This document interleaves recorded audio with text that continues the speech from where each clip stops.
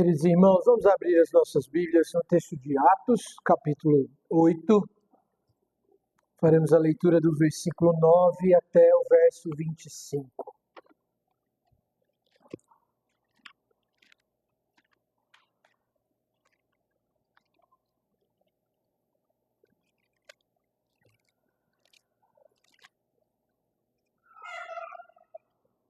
Atos, capítulo 8, versículo 9 até o versículo de número 25.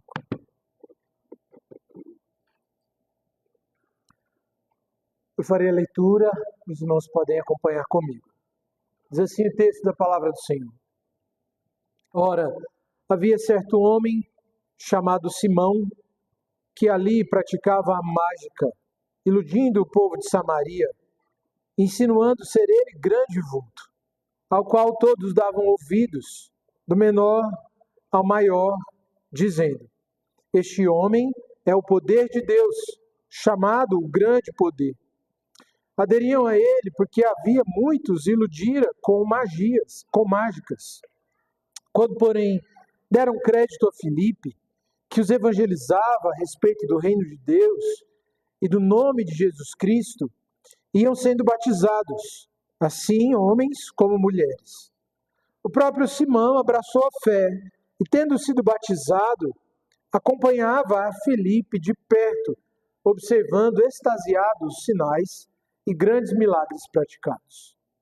Ouvindo os apóstolos que estavam em Jerusalém, que Samaria recebera a palavra de Deus, enviaram-lhe Pedro e João, os quais, descendo para lá, oraram por eles, para que recebessem o Espírito Santo, porquanto não havia ainda descido sobre nenhum deles, mas somente haviam sido batizados em nome do Senhor Jesus. Então, lhes impunham as mãos e recebiam estes o Espírito Santo. Vendo, porém, Simão, que, pelo fato de imporem os apóstolos as mãos, era concedido o Espírito Santo, ofereceu-lhes dinheiro, propondo: concedei-me também a mim este poder, para que aqueles sobre quem eu impuser as mãos recebam o Espírito Santo. Pedro, porém, lhe respondeu: o teu dinheiro seja contigo para a perdição, pois julgaste adquirir por meio dele o dom de Deus. Não tens parte nem sorte nesse ministério, porque o teu coração não é reto diante de Deus. Arrepende-te, pois, da tua maldade e roga ao Senhor, talvez te seja perdoado o intento do coração. Pois vejo que estás em fel de amargura e laço de iniquidade. Respondendo, porém, Simão lhes pediu: rogai vós por mim ao Senhor, para que nada do que dissestes sobrevenha a mim. Eles, porém, havendo testificado e falado a palavra do Senhor, voltaram para Jerusalém e evangelizavam muitas aldeias dos samaritanos. Até aí, vamos orar.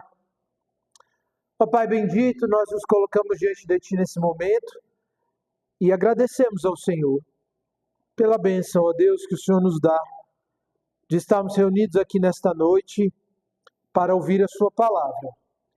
Ó Deus, que o Senhor possa abrir os olhos do nosso coração e inclinar os nossos ouvidos para ouvi-lo e assim sejamos edificados. Em nome de Jesus, amém. Irmãos, para as crianças principalmente, que vão fazer aqui a anotação do sermão, não só as crianças, obviamente, mas a todos, eu queria dizer o tema do sermão. O tema do nosso sermão nessa noite é o poder do Evangelho sobre o poder das trevas. Esse é o tema do sermão.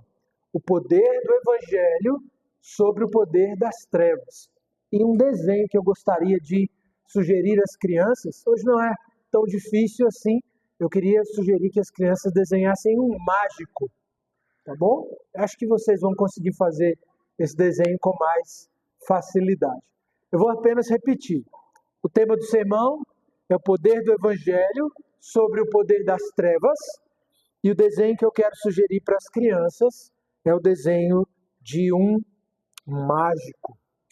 E essa é uma questão interessante, meus irmãos, porque se há algo que desperta a nossa atenção, ou mesmo o nosso interesse, é a magia. Coisas que fogem do natural, coisas que desafiam as leis naturais e a realidade, despertam o nosso interesse. Não sei se você gosta de circo, mas talvez uma das atrações do circo que mais chame a atenção e desperte a curiosidade seja o momento em que o mágico ele assume o palco e ele faz ali coisas que, humanamente falando, são aparentemente impossíveis. Quem aqui talvez já não tenha ficado espantado, seja ao presenciar algo assim num circo, ou mesmo pela TV, quando você vê o mágico partindo alguém ao meio, ou quando você vê alguém entrando dentro de uma caixa e o mágico enfia ali algumas espadas, e de repente quando a caixa se abre, não tem ninguém ali. Essas coisas são curiosas, chamam a nossa atenção. Talvez você se lembre, havia um quadro no Fantástico há alguns anos, que era o Mr. M. Acredito que talvez esse tenha sido um dos quadros do Fantástico que mais tenha dado ibope. E era um quadro onde um mágico realizava ali algumas mágicas e depois ele desvendava o segredo por trás daqueles truques. Até onde eu sei, esse homem teve que enfrentar alguns processos, inclusive, porque havia uma revolta por parte dos mágicos em relação àquilo que ele fazia. Esse é um mundo e um universo que desperta o nosso interesse e chama a nossa atenção. E, de forma curiosa, o texto que nós vamos estudar aqui nessa noite, ele fala sobre, em parte, um indivíduo que se propunha a fazer magia, mas o seu propósito não era o propósito do circo, que é de entreter ou aguçar a curiosidade. O homem que aparece aqui realizando magias é apresentado como um charlatão que busca enganar as pessoas, visando assim os seus próprios interesses. E é nesse contexto, meus irmãos, que nós vamos aprender um pouco sobre o que essa passagem tem a nos ensinar. Talvez os irmãos se lembrem aqui do contexto. Na última semana nós fizemos uma pausa na exposição aqui do texto de Atos, mas talvez você se lembre um pouco do contexto. O último sermão que nós pregamos em nossa igreja nesse texto, nesse livro, foi no capítulo 8, do versículo 1 até o versículo de número 8. E nessa passagem, o que nós vimos é que por conta da morte de Estevão, houve grande dispersão entre o povo de Deus. E muitos daqueles que estavam em Jerusalém, com exceção dos apóstolos, como nós vimos, fugiram para outros países e para outras cidades por conta da grande perseguição que se levantou contra o povo de Deus naquele momento.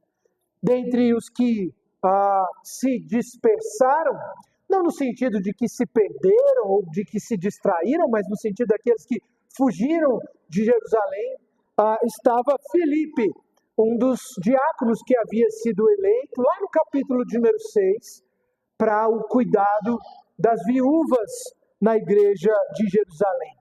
Como nós vimos, Filipe, assim como Estevão, não era apenas um diácono, mas eles eram também evangelistas. E o evangelista, no texto do Novo Testamento, não é aquele ofício ou é aquela atribuição que nós conhecemos no dia de hoje. Na nossa denominação, por exemplo, existe a figura do evangelista, que muitas vezes é aquele indivíduo que se dedica à abertura de trabalhos evangelísticos numa determinada cidade, numa determinada região. Mas aqui o texto não fala sobre esse tipo de atividade, mas ele descreve aqui um ofício que estava intimamente relacionado com o ofício apostólico. Nós vemos isso, inclusive, por meio dos sinais e milagres que os evangelistas realizavam, tanto Filipe quanto Estevão. Esse essa função, esse ofício, assim como o ofício apostólico, ele tinha um caráter extraordinário, e assim como os demais dons de caráter revelacional, ele, no final do período apostólico, ele cessa. Mas a questão para a qual nós queremos chamar a atenção dos irmãos é para o fato de que, embora Filipe tenha saído de Jerusalém após a intensificação da perseguição que houve naquela cidade, por conta que decorreu da morte de Estevão, a perseguição contra os crentes estava crescendo. Filipe saiu dali, mas ele não saiu para se esconder.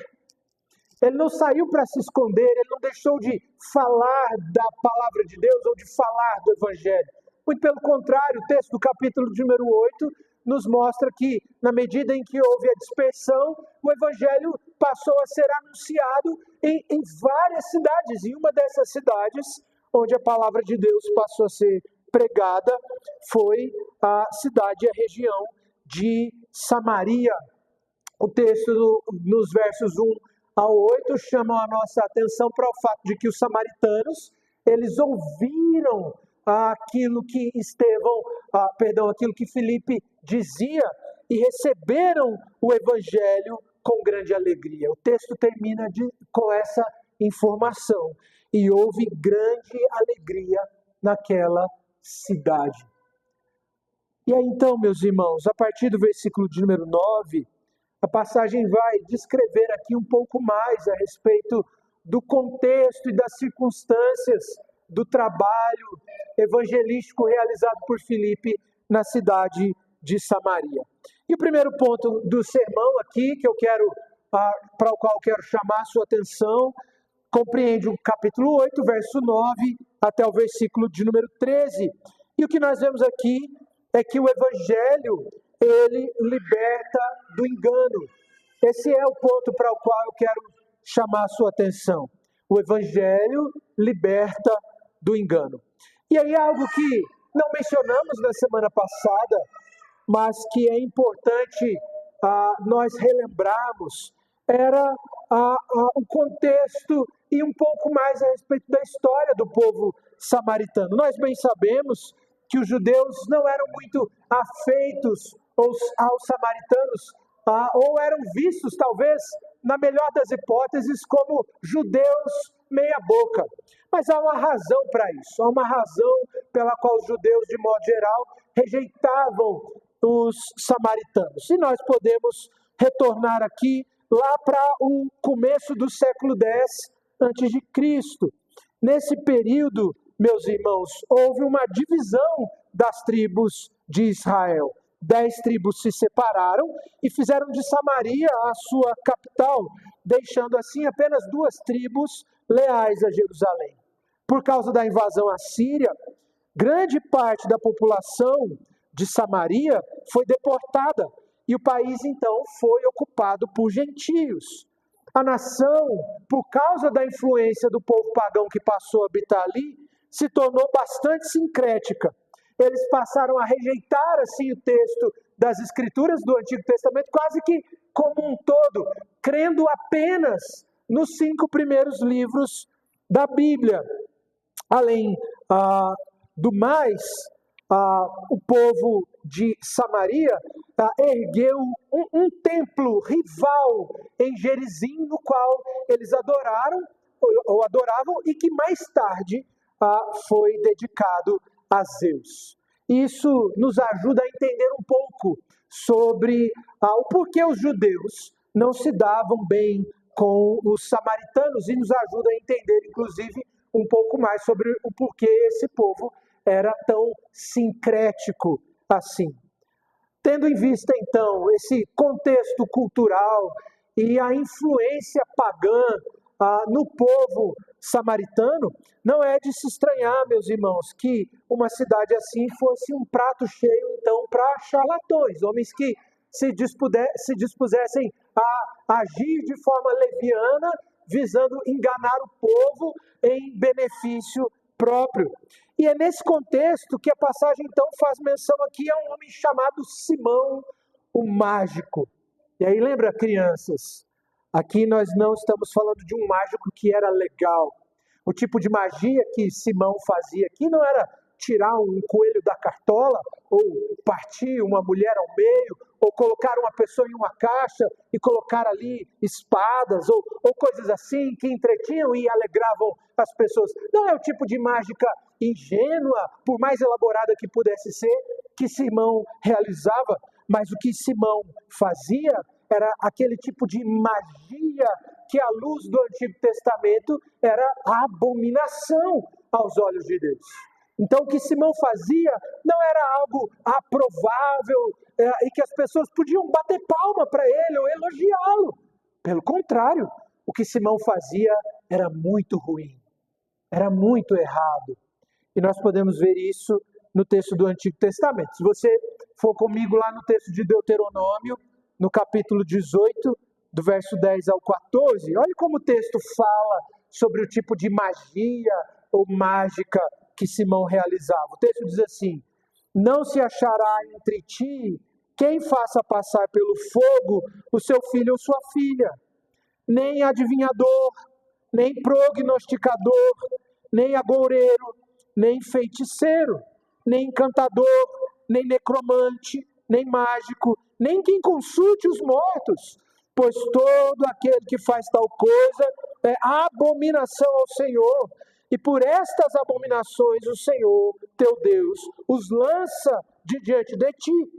Perfeito serás para com o Senhor, teu Deus, porque estas nações que hás de possuir ouvem os prognosticadores e os adivinhadores, porém a ti o Senhor, teu Deus, não permitiu tal coisa.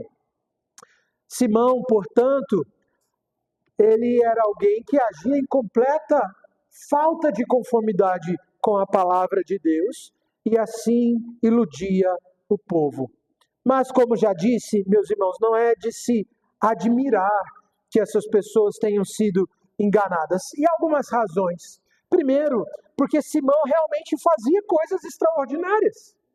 Ninguém está dizendo que os sinais que Simão promovia aqui eram falsos, eram apenas ilusões. Ele realmente fazia coisas que chamavam a atenção e que, aos olhos das pessoas, poderiam ser vistos como eventos extraordinários ou até mesmo sobre-humanos. Algo que nós devemos considerar, irmãos. Nós não podemos duvidar do poder de Satanás para realizar sinais visando enganar o povo de Deus. Nós vemos isso no Antigo Testamento, quando, por exemplo, o texto de Deuteronômio, de Êxodo, fala a respeito dos sinais que os magos de Faraó realizavam e que eram semelhantes aos sinais realizados por Moisés. Olhe como, por exemplo, o texto de de Êxodo vai nos dizer: porém, os magos do Egito fizeram também o mesmo com as suas ciências ocultas, de maneira que o coração de Faraó se endureceu e não os ouvia, como o Senhor tinha dito. Mas além disso, meus irmãos, e essa é uma outra razão pela qual eles estavam suscetíveis às ciladas de Simão, é o fato de que era um povo que havia se afastado das Escrituras. Lembra o que eu disse? Eles rejeitavam os livros dos profetas e abraçavam apenas o texto do Pentateuco. Sendo assim, era um povo distante da palavra de Deus. Era um povo que não conhecia as Escrituras. Um povo distante da palavra de Deus se torna presa fácil para enganadores como Simão. E é interessante, meus irmãos, que o texto falando a respeito de Simão chama a atenção para o fato de que ele se julgava grande coisa. Ele se via como um grande vulto, talvez até mesmo como um Deus entre as pessoas. E essa é uma característica de charlatões. Eles se vangloriam de suas próprias capacidades, eles procuram glória para si mesmos. O seu propósito não é servir a Deus, o propósito deles não é servir as pessoas, mas o propósito deles é servir a si mesmos e aos seus próprios interesses. Mas, irmãos, o texto aqui, ele não tem como propósito trazer uma perspectiva pessimista, principalmente porque, a despeito da morte e do assassinato de Estevão, o que nós vemos aqui na continuidade do texto de Atos é a expansão do reino. O reino avança, o evangelho é pregado. E aquilo que essa passagem vai nos mostrar, meus irmãos, é que em meio às trevas espirituais em que Samaria se encontrava, houve grande luz, por meio da pregação fiel do evangelho. Vimos ali um homem fiel como Filipe, um servo fiel do Senhor, que se atreveu a pregar a palavra de Deus, mesmo em uma terra tão sincrética. E pasmem, as pessoas deram ouvidos à sua pregação. As pessoas deram ouvidos à voz de Filipe. Diferente de Simão, Filipe não queria chamar a atenção para si mesmo. O mérito era todo de Cristo e do poder do Evangelho. O pastor Paulo Anglada, comentando essa passagem, diz assim: a conversão dos samaritanos, registrada por Lucas, ilustra o poder do Evangelho de Cristo sobre o império das trevas. O poder de Cristo sobre o poder de Satanás. Não obstante a ignorância espiritual em que viviam, iludidas por Satanás e por seus agentes iníquos, aquelas pessoas sincréticas e idólatras responderam positivamente à pregação do Evangelho e foram regeneradas pelo Espírito Santo, conduzidas ao arrependimento, convertidas e feitas novas criaturas em Cristo Jesus.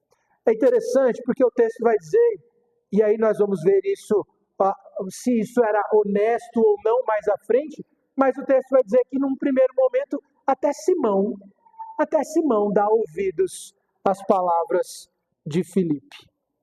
Quando nós olhamos para essa passagem, meus irmãos, e nós vemos aqui todo esse sincretismo samaritano, nós podemos perceber como é fácil nos identificarmos com o contexto religioso e cultural de Samaria. O povo brasileiro, de modo geral, não é muito diferente do povo samaritano. A nossa cultura, a prática religiosa do povo brasileiro, de modo geral, é extremamente idólatra e sincrética. O pastor Paulo Anglada, comentando a passagem, ele chama a nossa atenção para o fato de que, assim como Samaria era uma terra idólatra e sincrética, nós também somos. E ele ainda chama a atenção para o fato de que basta ver as peregrinações que rotineiramente acontecem para a Aparecida do Norte.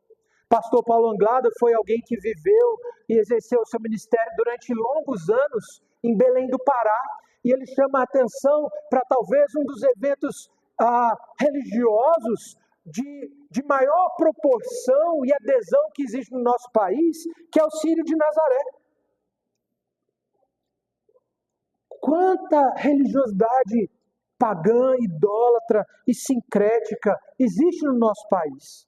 Mas nós estamos falando aqui, talvez, de um contexto que esteja um pouco mais distante de nós, falando sobre o sincretismo católico romano. Mas o que nós poderíamos dizer, por exemplo, meus irmãos, das religiões e das seitas neopentecostais? Basta um Google e nós vamos ver que a prática neopentecostal pouco difere daquilo que acontece no terreiro de macumba. Pouco difere daquilo que acontece em um terreiro de macumba.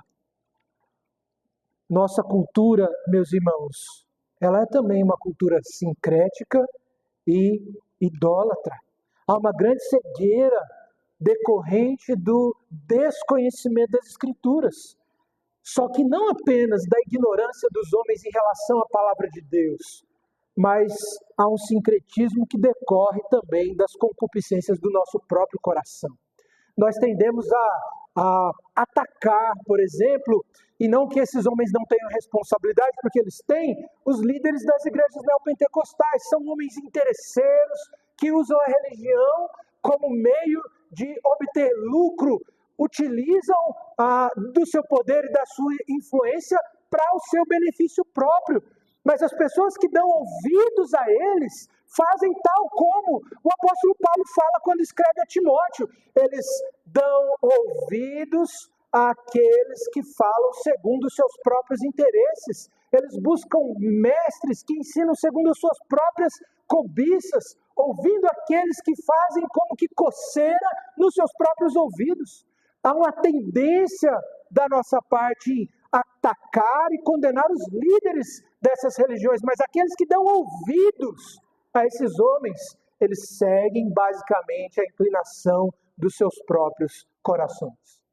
Não tem inocente, meus irmãos. Tadinho daquele indivíduo, ele está lá, tão enganado. Não tem inocente, meus irmãos. As pessoas procuram mestres segundo as suas próprias cobiças. Por que o indivíduo vai lá e dá 1.000? Quando o pastor diz, não, vem cá e dá 1.000 que você vai receber 10.000. Dá 10.000 que você vai receber 100.000.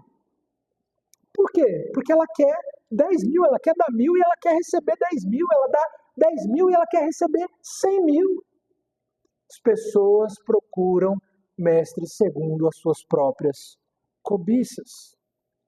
Apenas, meus irmãos, o poder do Evangelho, apenas o poder do Evangelho pode libertar culturas sincréticas e idólatras da cegueira em que elas vivem. O poder do Evangelho é suficiente para libertar homens e mulheres que estejam escravizados pelo sincretismo religioso e pela idolatria religiosa. Mas a segunda parte do texto, do versículo 9 ao 14, o texto nos mostra que o Evangelho ele segue aqui o cronograma de Cristo. E é algo maravilhoso que acontece aqui, meus irmãos. Um grande número de pessoas que moravam em uma cidade idólatra e sincrética haviam se convertido ao Evangelho. Já pensou se nós recebêssemos aqui a notícia de que estivesse havendo um avivamento lá em Aparecida do Norte? Ou lá na cidade onde acontece o Círio de Nazaré, eu não sei se é Belém do Pará, não sei, mas é lá no Pará. E você soubesse que existe ali um grande avivamento, que aquelas pessoas estão sendo libertas da idolatria e do sincretismo, estão se voltando para o Evangelho. Isso chamaria a nossa atenção. E é o que acontece aqui. De tal forma, meus irmãos, que o texto nos informa que a igreja de Jerusalém envia ali uma comitiva para Samaria, para ver o que estava acontecendo ali. E essa comitiva, ela é composta por Pedro e João. E o texto vai dizer que ao chegar lá, eles oram pelos samaritanos, para que eles então recebessem o Espírito Santo, porque ainda não havia descido sobre eles. Eles então lhes impunham as mãos e eles recebiam o Espírito. E aqui é um texto interessante, meus irmãos, porque se você se lembra, quando nós meditamos lá no capítulo de número 2, onde nós vemos na narrativa do texto de Atos, o cumprimento da promessa do Espírito feita pelo Senhor Jesus, nós afirmamos que o batismo com o Espírito que acontece ali, ele precisa ser observado ou encarado de duas formas. O primeiro é como um evento escatológico, que havia sido anunciado na antiga aliança e que encontra o seu cumprimento após a ascensão do Senhor Jesus. Há um evento histórico na história da redenção e que encontra o seu clímax ali em Jerusalém, no primeiro século após a ascensão do Senhor Jesus. E que do ponto de vista da experiência pessoal, o batismo com o Espírito Santo, ele consiste na nossa conversão. O texto bíblico vai dizer, não tem como você dizer que tem Cristo e não tem o Espírito. Não tem como você dizer que tem o Espírito e não tem Cristo. Se você tem Cristo, você tem o Espírito. Portanto, o que nós afirmamos ali é o batismo com o Espírito, enquanto o evento histórico, ele aconteceu uma única vez, assim como Cristo foi ressurreto uma única vez, assim como ele foi assunto uma única vez, e assim como ele retornará uma única vez. Um evento histórico pontual que encontrou o seu cumprimento na história da redenção. E que no que diz respeito àqueles que não conheceram a Cristo, ele consiste na regeneração e no novo nascimento. Agora, se é um evento que não se repete, como que a gente está vendo acontecer aqui então no texto de Atos, no capítulo de número 8? É importante levarmos em consideração, não foi algo que nós apresentamos aqui quando expusemos o capítulo de número 2, mas existem pelo menos mais 3 momentos, além do capítulo 2, onde eventos semelhantes vão acontecer. E nós vamos explorá-los melhor quando nós chegarmos nesses capítulos, mas creio que seja interessante ao menos mencioná-los aqui. O primeiro deles que nós podemos mencionar, além do texto do capítulo de número 8, é o texto do capítulo de número 10.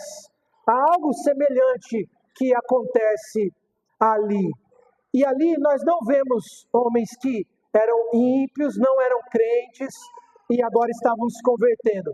Mas o que nós vemos ali, meus irmãos, é a expansão do evangelho para os gentios. O que acontece ali no capítulo de número 10 marca a expansão do evangelho aos gentios, mostrando que o reino de Deus ele já não pertencia mais apenas ao povo judeu, mas agora havia se expandido também para o povo gentílico. No capítulo de número 19 há algo semelhante que acontece ali, mas não como no capítulo de número 10, simbolizando a expansão do reino do evangelho aos gentios, mas no capítulo de número 19, vendo ali o momento em que homens também são batizados com o Espírito, o que nós vemos ali são indivíduos que, diferente do capítulo 10, não eram crentes, não eram cristãos, pelo menos não no sentido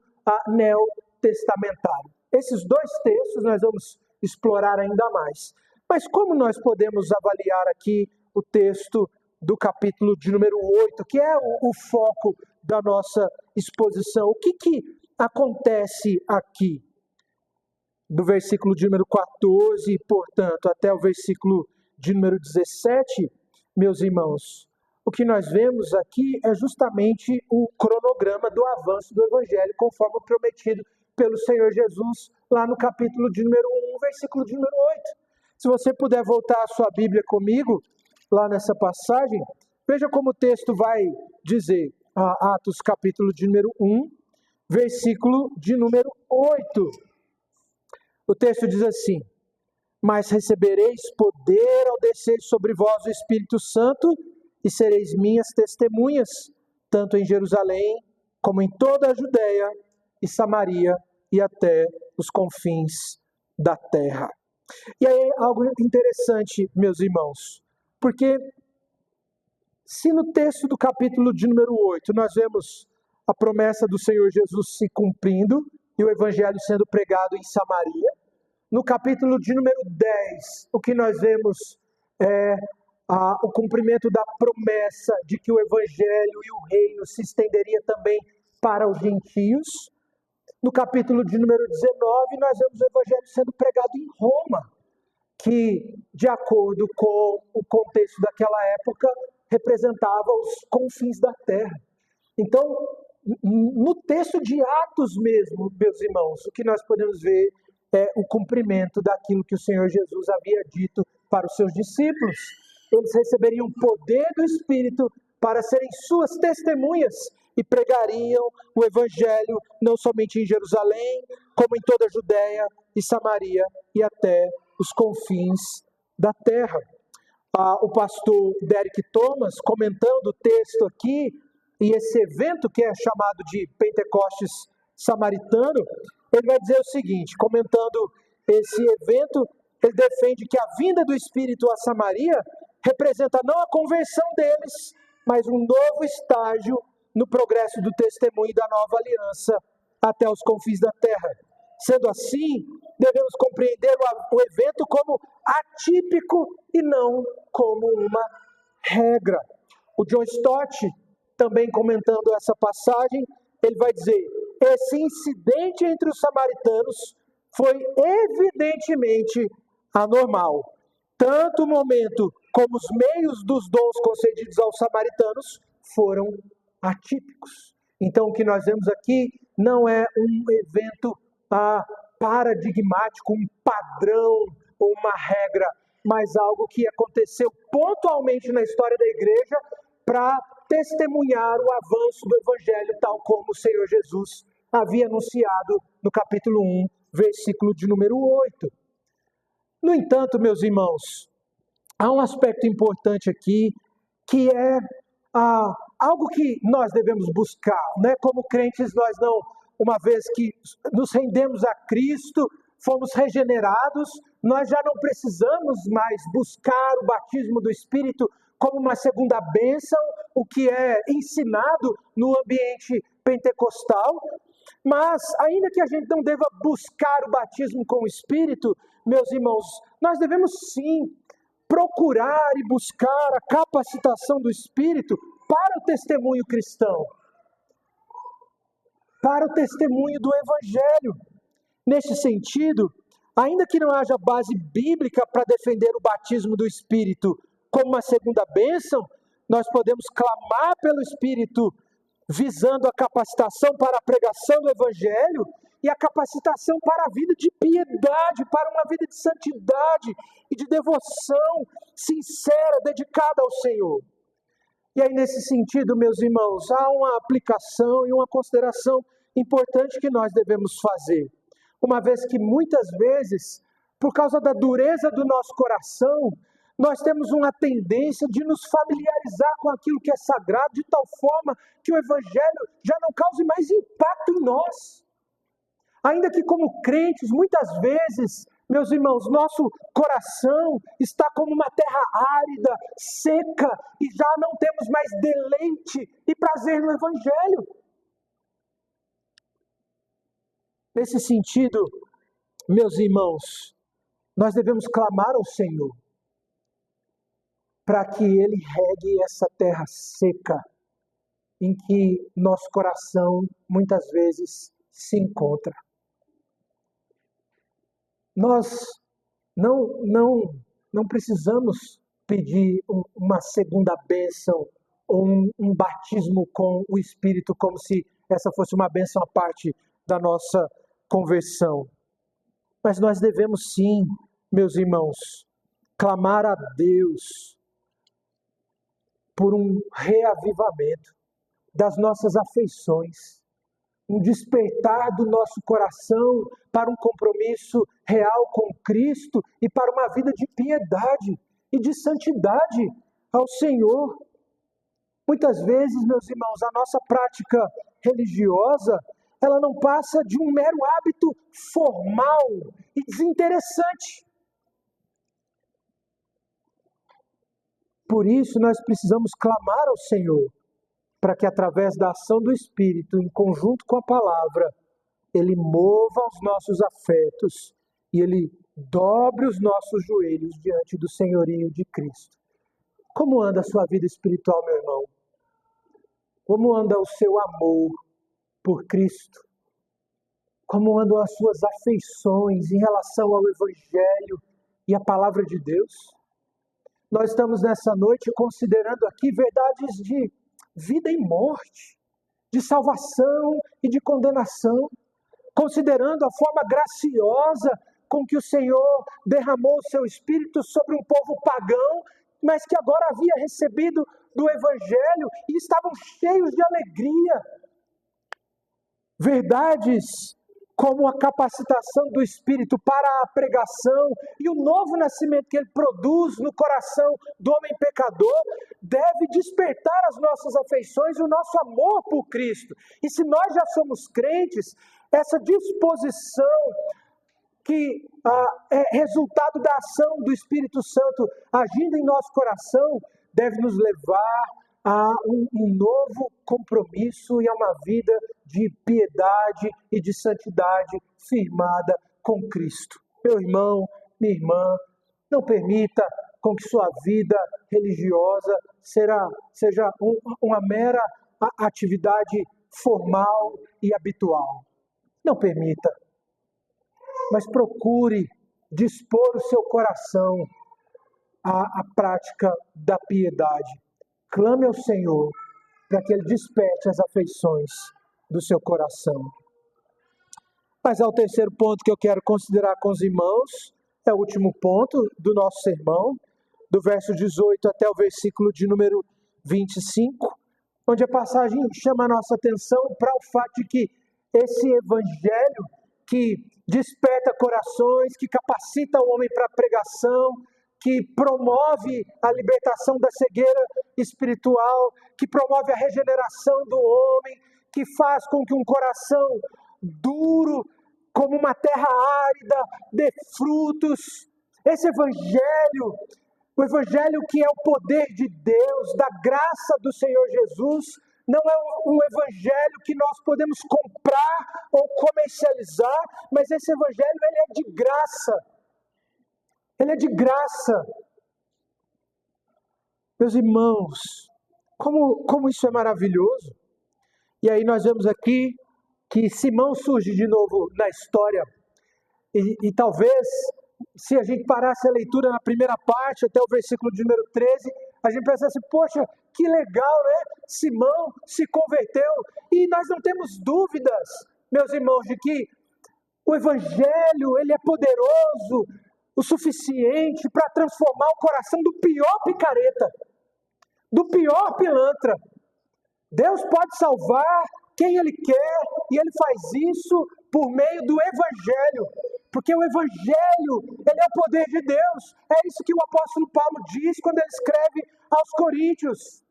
O Evangelho, ele é o poder de Deus. Ele é a marreta que esmiuça a penha, ele é a espada que penetra os corações. O Evangelho é poderoso para transformar os homens, o pior deles. E não se engane, o pior deles sou eu e você. O Evangelho nos alcançou, e porque o Evangelho nos alcançou, ele pode alcançar a qualquer um. Porque o Evangelho alcançou o Benhur, ele pode alcançar a qualquer um. Não é interessante?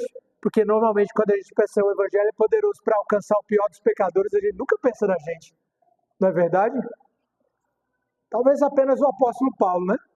Mas nunca a gente. Mas o Evangelho é poderoso para alcançar o pior dos pecadores. E a prova disso, meu irmão, minha irmã, é que ele te alcançou. É que ele me alcançou. Isso é graça. O Evangelho, ele é de graça. Esse homem, então, ele surge de novo. E para nossa tristeza, revelando aqui que as suas intenções não eram boas. E que ele havia dado ouvidos a Filipe, não porque havia sido impactado pelo Evangelho, mas porque ele queria aprender aquilo que ele julgava serem as técnicas de Filipe para o batismo com o Espírito Santo. O Paulo Anglada, ele diz algo interessante, inclusive, aqui a respeito de Simão. Ele diz assim, que Simão havia ouvido as palavras de Filipe e havia assentido intelectualmente ao Evangelho. Mas qual era o problema? Simão não havia se submetido ao Evangelho. Ele poderia até ter dito assim, isso aqui faz sentido. Tem razoabilidade aqui. E de fato tem. Porque algo que nós defendemos, irmãos, é que o Evangelho, ele não é irracional. Ele é lógico, ele é racional. Nós fundamentamos a nossa fé racionalmente. Ainda que certas doutrinas sejam imensas demais para caber nas nossas mentes finitas, o fundamento da nossa fé, ele não é irracional, ele tem fundamento e amparo lógico, teórico, racional, filosófico e etc. E etc. Então, a gente pode assentir intelectualmente, poxa, isso faz sentido.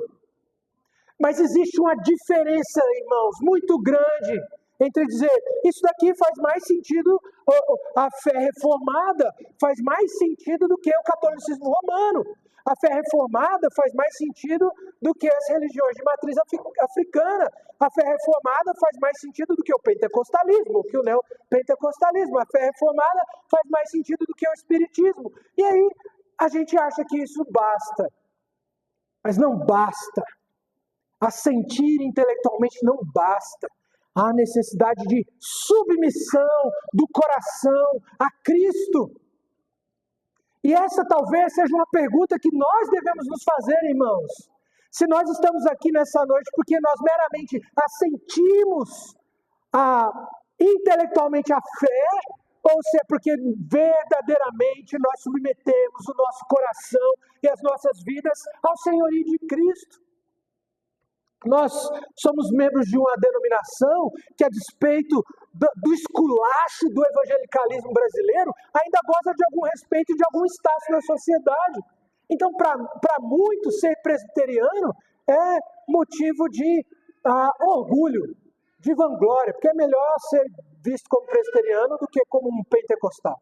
Muitas pessoas pensam assim. Mas, meus irmãos, mero assentimento intelectual não tem valor algum. Você pode assentir intelectualmente a fé ao Evangelho, mas se não houver submissão do coração a Cristo, como diz aqui o texto, suas intenções continuam sendo ruins. Suas intenções continuam sendo ruins. Nós precisamos submeter o coração a Cristo. Se o Evangelho faz sentido para você, racionalmente, etc., louvado seja Deus, porque ele é lógico mesmo, ele faz sentido mesmo. É interessante, há algum tempo atrás, acompanhei mais e li mais um filósofo brasileiro que é ateu. E era tão curioso como ele defendia a razoabilidade do calvinismo, dizendo, por exemplo, que o calvinismo ele faz muito mais sentido do que a teologia, não era necessariamente a teologia da prosperidade, mas um tipo de teologia positiva, porque ele reflete com mais verdade o fato de que a natureza humana ela é em si mesma má e não é boa. Então, você tem ateus que vão dizer assim, não, isso faz sentido, mas existe uma diferença. Ele diz assim, faz sentido, o homem é mau mesmo. E submeter o seu coração a Cristo.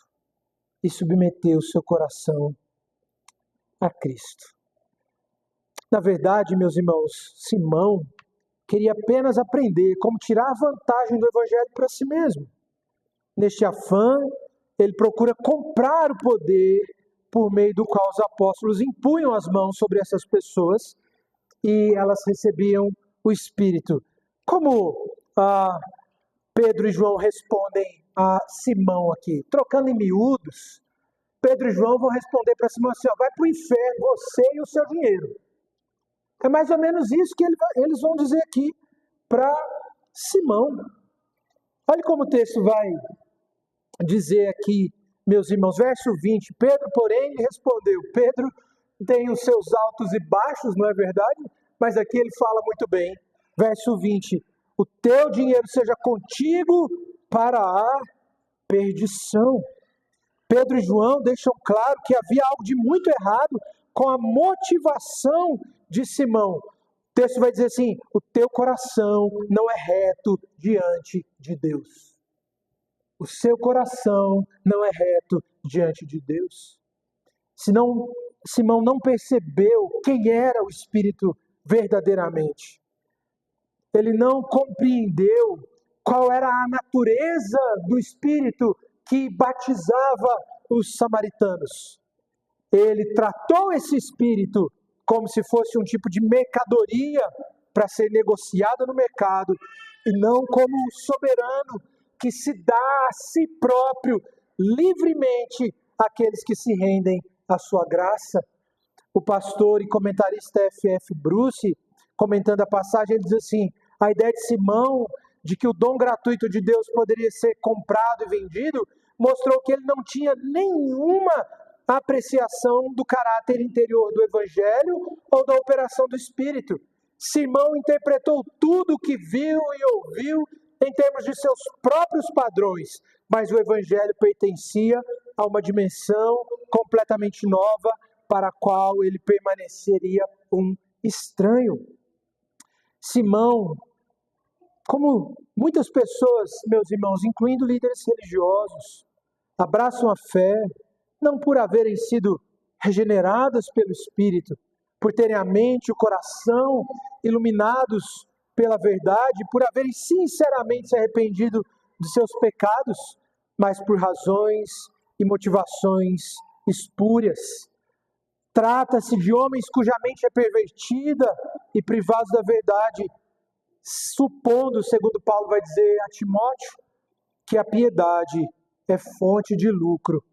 Eles se mostram religiosos, não porque amam a verdade e a justiça, mas simplesmente para a sua autopromoção, simplesmente para a sua promoção pessoal. E o texto termina aqui com uma dura exortação do apóstolo a Simão para que ele se arrependa. Há uma aparente demonstração de temor por parte de Simão. Nós não temos como saber se esse seu temor era apenas um temor das punições eternas ou temporais de Deus, ou se era de fato fruto de um arrependimento genuíno. Mas se houve um arrependimento sincero de Simão ou não, essa não é a grande questão que nos cabe aqui. O destino eterno de Simão pertence ao Senhor. O que nos é oportuno e o que nos cabe é considerar que a história de Simão, ela nos ensina algumas lições, algumas grandes lições, nós poderíamos dizer assim. Em primeiro lugar, aquilo que nós podemos aprender aqui é que a iniquidade de Simão representa um alerta para todos nós. Nós devemos considerar qual é a nossa condição espiritual real e qual é a nossa motivação religiosa. Em que estamos realmente interessados? Em perseguirmos a santidade de Cristo, no amor a Deus e no serviço cristão, ou apenas em alcançar benefícios e privilégios materiais que o Evangelho possa nos proporcionar? Nós desejamos sinceramente viver de uma maneira santa e reta, desejamos conduzir pessoas a Cristo e promover o reino e a glória de Deus no mundo, ou almejamos apenas atrair a admiração de pessoas para nós mesmos, a fim de alcançarmos prestígio, poder ou recursos deste mundo? São considerações que nós devemos honestamente nos fazer, meus irmãos. Eu gostaria então de concluir com breves considerações, recapitulando ainda aqui brevemente, em parte, aquilo que nós vimos aqui. Então, primeiro, meus irmãos, creio que nós devemos clamar ao Senhor para que Ele nos livre da cegueira espiritual e para que Ele abra os nossos olhos para a verdade. O povo samaritano era um povo imerso na mentira e no engano, mas o Senhor foi poderoso o suficiente para tirar de seus olhos as escamas. Nesse sentido, nós devemos clamar ao Senhor para que Ele nos livre de toda cegueira, para que Ele livre os nossos parentes, para que Ele livre os nossos amigos, para que Ele livre os nossos familiares e talvez para que Ele livre nós mesmos de toda cegueira e mentira por meio da qual nós estejamos sendo enganados. A cultura, meus irmãos, como nós afirmamos aqui, ela pode exercer grande influência sobre nós, mas nós devemos nos lembrar que o lugar mais hostil ao Evangelho ainda é o coração do homem. Talvez a gente pense assim, como é que a gente vai plantar uma igreja lá em Aparecida do Norte? Quando eu estava no seminário, eu fiz parte de um projeto que visava a plantação de igrejas no sul do país, e naquela época uma informação que a gente teve foi que no sul do país existem mais centros espíritas e de Umbanda do que na Bahia, por exemplo. E aí a mensagem que nós ouvimos é um lugar difícil, é um lugar difícil. Mas o que nós devemos nos lembrar, irmãos, é que um lugar difícil e hostil para o Evangelho ainda é o coração humano. Ainda é o coração humano. Lembra uma vez, a gente promoveu um congresso lá em Belo Horizonte, eu era presidente da Federação de Mocidades, e nesse congresso chamamos o pastor Cleomes, já esteve aqui na nossa igreja, para falar sobre evangelização em lugares difíceis. E a ideia é porque ele plantava uma igreja numa área nobre de Belo Horizonte, que via de regra é visto como inacessível a pregação. O próprio pastor Ronaldo Lidório falando sobre os lugares e os contextos socioculturais nos quais o Evangelho ainda tem uma presença pequena. Ele vai dizer que no Brasil ainda há uma carência muito grande do Evangelho entre os mais pobres dos pobres e os mais ricos dos ricos. Aqueles que estão debaixo das pontes e aqueles que estão nos grandes condomínios. Então eu fui lá e chamei o Cleomes para pregar no congresso para falar sobre isso, plantação de igrejas em lugares difíceis. Ele começou falando assim, irmão, não tem lugar difícil para pregação do evangelho não, difícil é o coração do homem. Eu falei, tá bom, pastor, aprendi a lição, é um fato.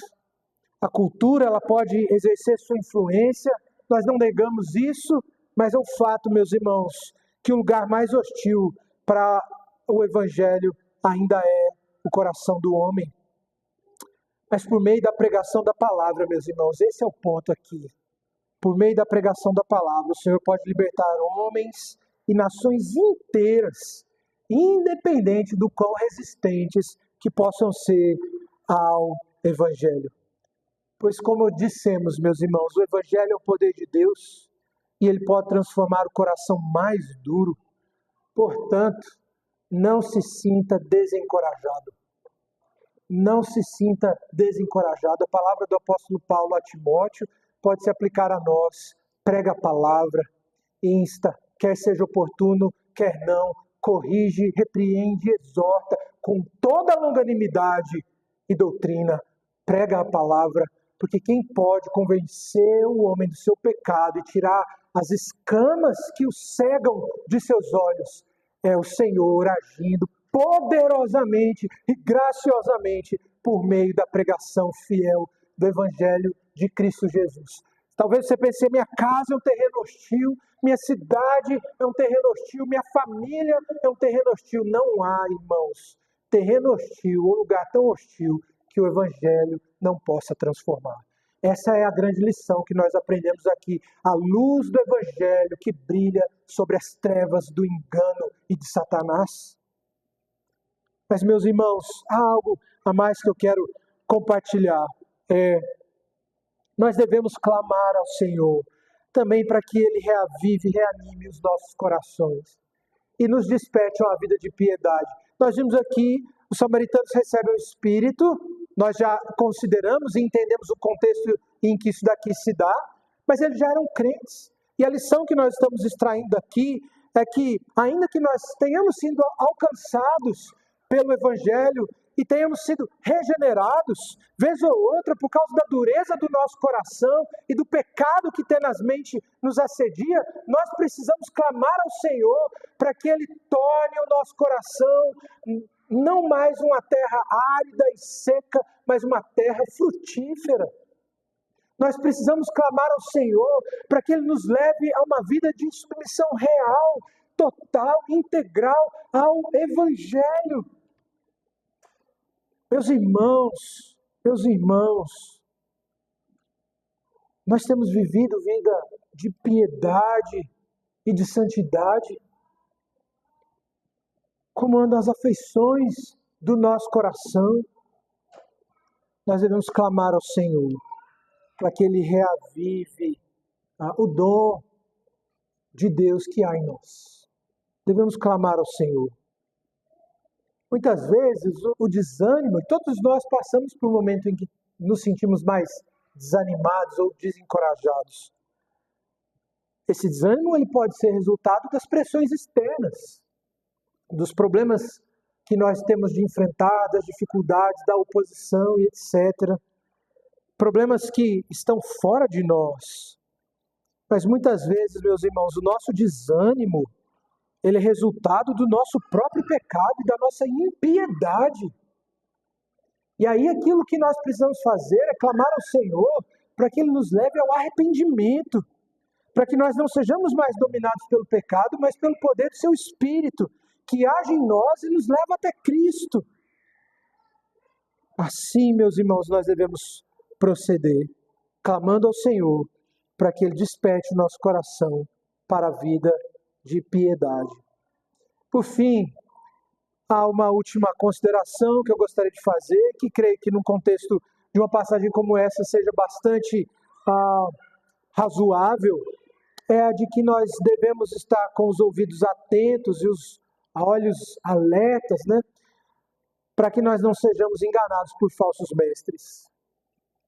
Existem aqueles, meus irmãos, que são habilidosos para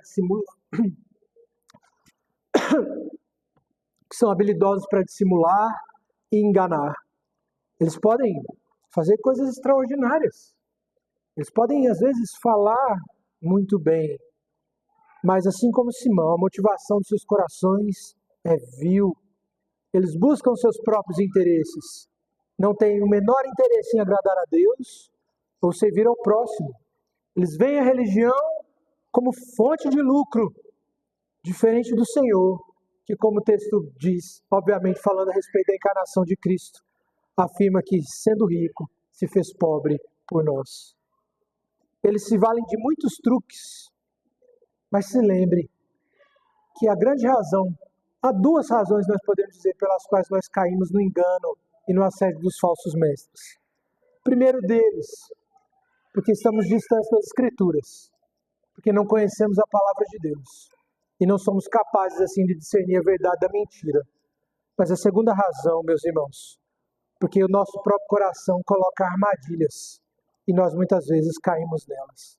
Portanto, para que nós não sejamos enganados e não nos cerquemos de mestres segundo as nossas próprias cobiças, como diz o apóstolo Paulo, que nós possamos nos aproximar das Escrituras, meus irmãos, e orar, assim como o apóstolo Paulo ora, escrevendo aos Efésios, para que Deus ele abra os olhos do nosso coração, nos dando assim entendimento da sua palavra, nos guiando à piedade e nos livrando das armadilhas. Que Deus nos abençoe, meus irmãos.